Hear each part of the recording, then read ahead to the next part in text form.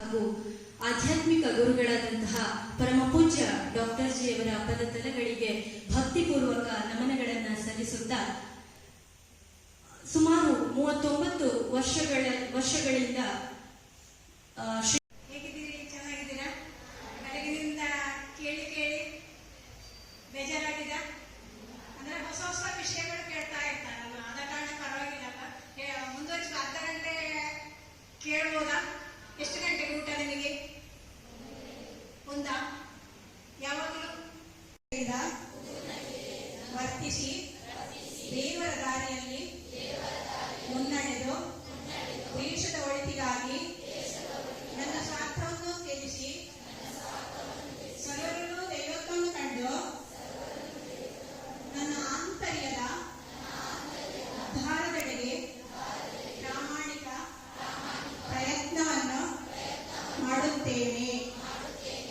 ಎರಡು ಕೈಯನ್ನು ಉಜ್ಜಿಕೊಳ್ಳಿ. ಜೊತೆಗಿರಲು ಜಗವೆಲ್ಲ ಎದುರಾಗಿ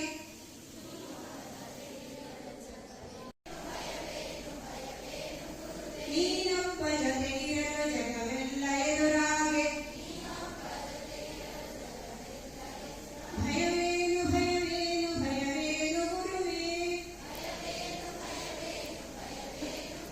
ನೀನೊಬ್ಬ ನಿಲ್ಲದೆ ಜಗವೆಲ್ಲ ಜೊತೆಯಾಗಿ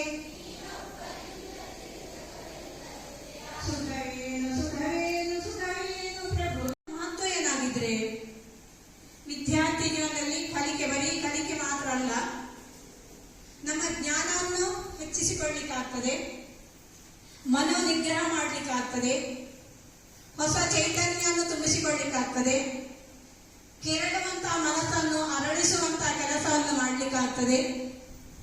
ಹಾಗೆಯೇ ಇಡೀ ಪರಿಸರದ ಪ್ರಕೃತಿಯ ವಿಶೇಷ ಒಂದು ಮಹಿಮೆಯನ್ನು ಚೈತನ್ಯವನ್ನು ಗುರುತಿಸಲಿಕ್ಕೆ ಆಗ್ತದೆ. ಮನೆಯೊಳಗಿದ್ರೆ ಅಲ್ಲಿ ಮಾತ್ರ ಜೈಲಲ್ಲಿದ್ದಾರೆ ಅಲ್ವಾ?